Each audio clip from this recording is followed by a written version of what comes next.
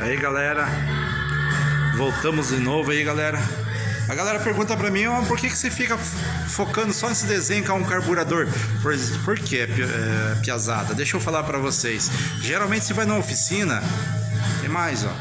Tem ali, tem lá na parede, lá. Foi tudo eu que fiz. Então, a galera pergunta, mas por que você fica focando nesse carburador? Esse carburador aqui, galera, eu mesmo que fiz na aerografia. No aerógrafo, né? Porque você entra numa oficina, o que tem? É um pistão, geralmente é um pistão.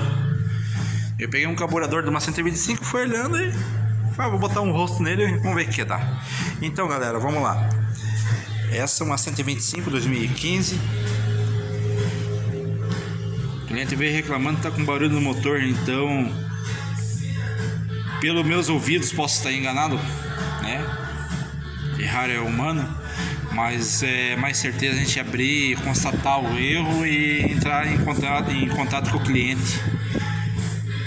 É assim que eu trabalho. Como é que eu trabalho?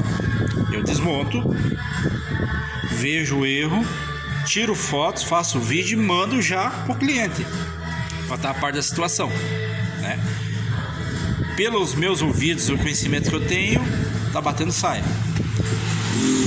E vamos desmontar para ver como é que tá a bielinha dela, se não foi afetada a bielinha, ver se não tem folga, né? Na medida que eu for fazendo aí, já vou mostrando pra galera aí também. Lembrando que é um vídeo antes e um depois. Um antes de desmontar e um depois que a motinha tá pronta. Beleza? Compartilhe. Faça seu comentário, dê seu like aí. Seus comentários vão ser respondidos todos. E vamos que vamos.